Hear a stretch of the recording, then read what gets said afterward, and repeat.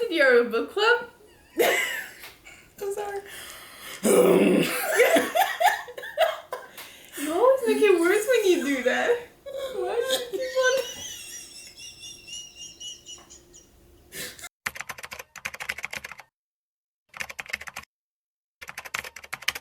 Hi guys, welcome to the Oreo Book Club, your YouTube book club where we read one book per week and we encourage you to read with us. That's the whole point. The way it works, every Wednesday we release a new video like this one where we talk about the book of the week and announce at the end of that video the next book we're gonna read, so you can read it with us and come the week following and just talk about it with us. I'm proud of us. Look at us, we did the intro right. Yes. First try, wow. Alright, so this week we decided to read that On Earth We're Briefly Gorgeous. Briefly, very briefly. Truly briefly. Alright, so basically we're following a youngish Vietnamese boy. He's an immigrant in America, and it's basically his experience with his mom, especially his mom, because again, the book, it's a big ass letter to his mother. Yeah. And yeah, about his experiences, his life, his, things that his mother doesn't know about him. Yeah. What do you think of the book? It was, some parts were very hard to read. It was very dark in a lot of things. It talks about addiction, it talks about death, it talks about abusive relationship. Abuse. Yeah, it's very hard to read, but there was some beauty in it. There really was. And the writing was beautiful. True, it really was. Like that book, like we said last week, that it was kind of like a poem in a way. It truly was. It was wordy. Oh yeah. And I feel like sometimes the author kind of lost himself. Yeah. He really went too far, but I liked it. Like I didn't mind it. Like sometimes, I was just like, oh, okay, I didn't quite get like this whole page. But you know what? The whole page is blurred, but it was beautiful. He really was. But frankly, a lot of things struck me in this book. Start with one. Well, the first thing was the abusive relationship between his mom and the kid, well, himself. I'm not one for abuse. We don't support abuse here. We really don't. But even some parents believe in smacking their children once in a while. Yes. Which I don't agree with. I think it's very disrespectful, and you're trying to teach your kid respect by being yourself disrespectful to them. I think it's very hypocritical. But anyway, but it's very much a right way to think. I don't care. It's the right way. See? In the book, obviously, the abuse is beyond that. It's beyond that because, again, they're coming from Vietnam where there were a lot of wars. They flew away. They ran away from Vietnam. Exactly, with basically the mom, the grandma, and, himself. The mom was also in an abusive relationship with her husband back then. She lived through a lot of stuff. So, yeah, it is abusive. But when you read it, I didn't have, the hatred for the mom. True. And even I don't like abuse. Like I said, I didn't hate the mom.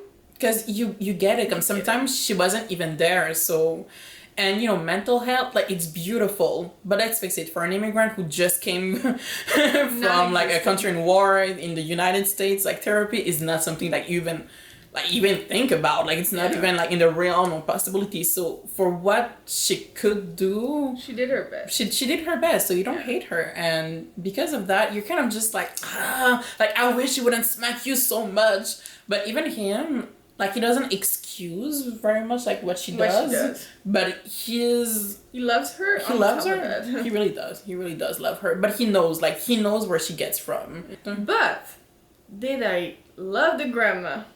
And Paul, both of them. You loved the grandma and Paul? Adored her. Really? She was so cute. At one point, the mom becomes very violent, and she just started beating the kid.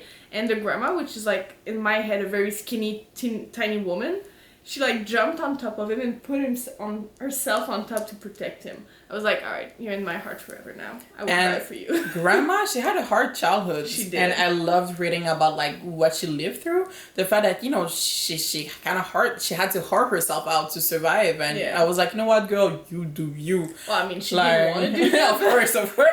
She wasn't yes, pro-body, pro-choice. But you know what? She did what she had to do. Yeah. She was trying to survive. And I respect that. that. Another part of the book that was very most like important was the relationship between our main character and Trevor.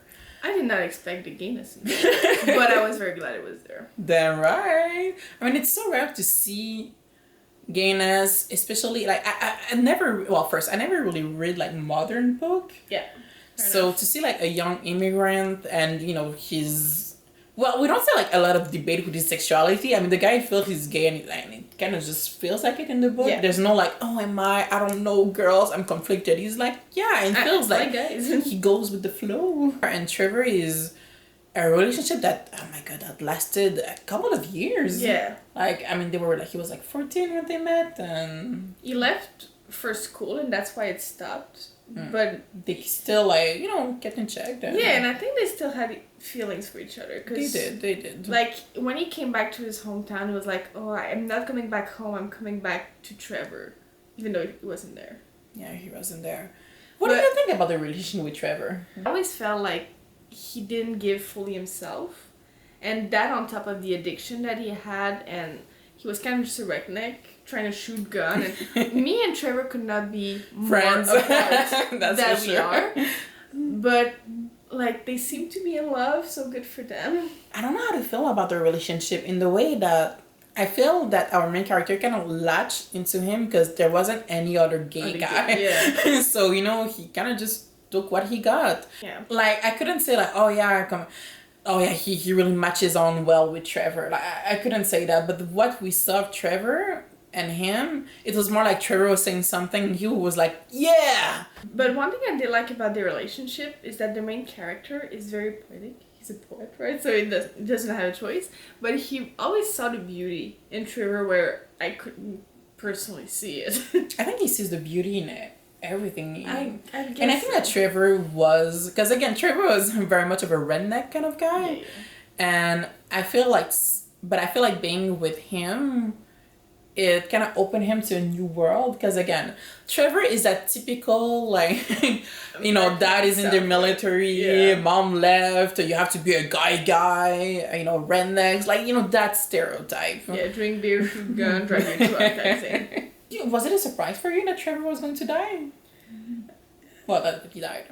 A little bit. Yeah. I thought there was going to be a fallout and they were just going to realize that they're so different. Mm-hmm. But it does, when they start doing drug regularly, like, No, they were doing all sort of drugs. I was kind of scared that the main character was going to be a drug addict. Yeah. But something that made me laugh is he was like, I never tried, crack or heroin, crack.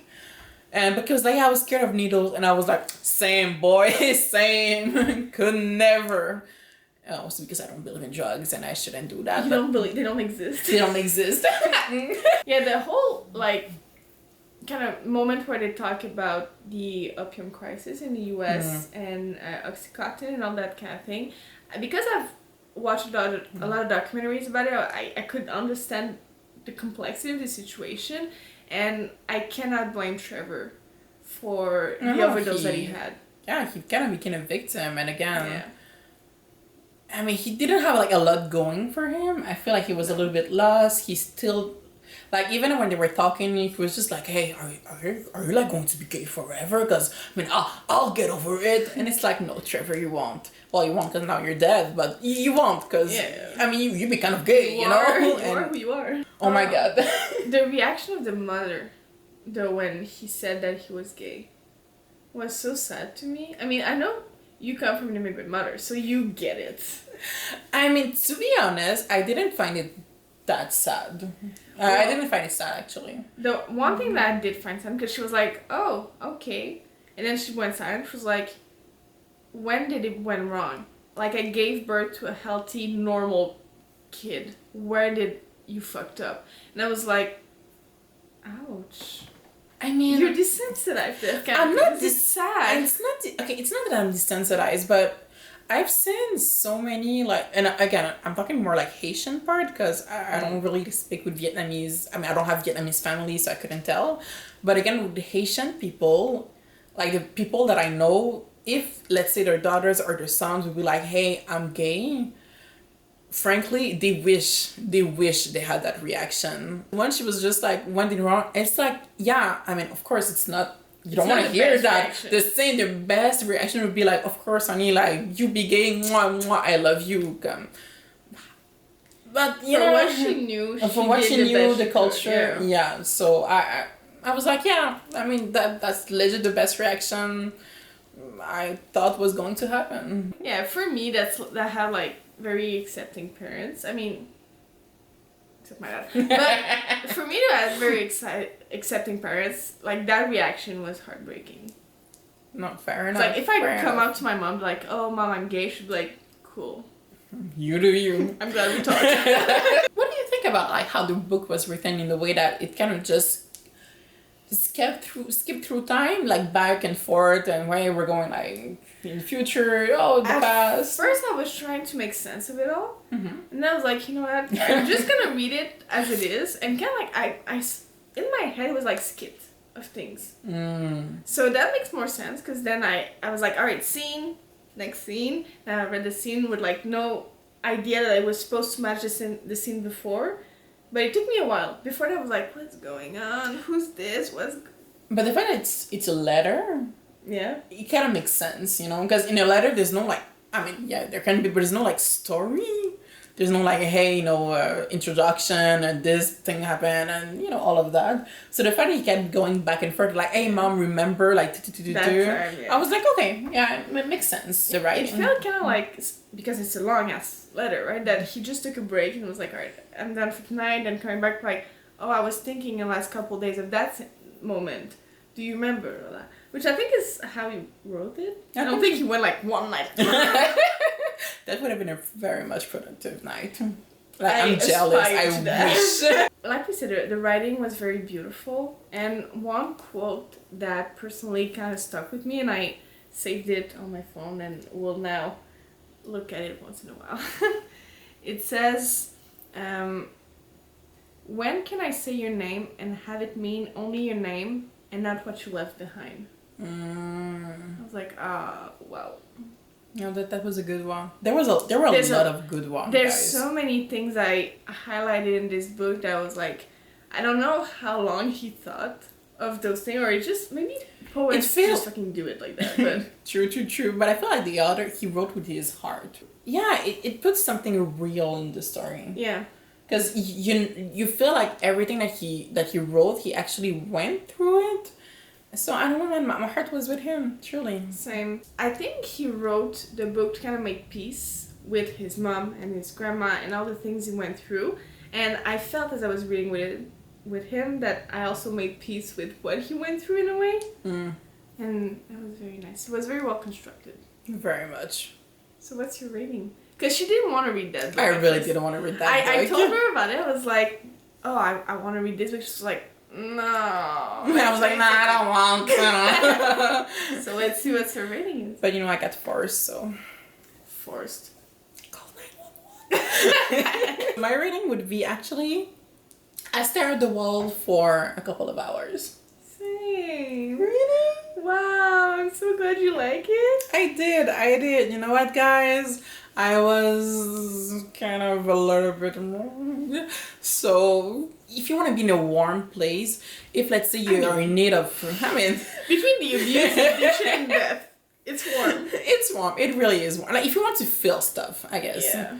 It's the right book. It's small, but it packs it punches you right in the gut. It really does. And you're right, it does feel like a warm book. I have a feeling of warmth that come from it, but nothing warms happen in there. Maybe because the character isn't full of rage. He could have been someone that is full of rage after everything that happened, but he's so understanding and at peace with what he is, his experiences. Like, he's not writing the letter to judge his mom or to blame his mom or, hey, like, you made me suffer. It's like, hey, this is how it happened.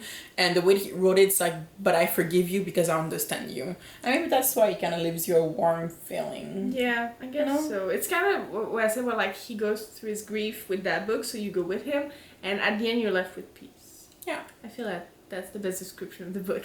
Well, yet again, we have the same... We're boring. We have too much the same taste. Right? Let's do something that one of us is going to hate and the other one's going to love. Oh my god, I have the right book then. Oh. I know. Alright, so do you want to read some kind of like horror, vampire, but not like, the vampire and the secretary type of stuff? But, I mean, it's a book that I really love by a Swedish author. Oh no, you talked about it. Oh, yeah, girl, it's happening. Okay, guys. She's been trying to come with me for years. And I finally have this. It's okay, I'll read like one of your like boring books afterwards. Oh, I'm ready. Alright, guys, so next week we're going to read Let the Right One In. There's actually a movie if you want to see. There's a Swedish movie which I really recommend. I mean, just read the subtitles. It's very much good. There's also an American movie, but we don't talk about it. So, yes, the Swedish. So, again, Let the Right One In. Anything more else to say, my love? No, that's it. We will put the trigger warning on the screen. If it's not your kind of book, then please don't read it. If not, we'll see you next Wednesday to talk about Let the Right One In. Sadly. Alright, guys, see you. Thank you. Take care. Mwah.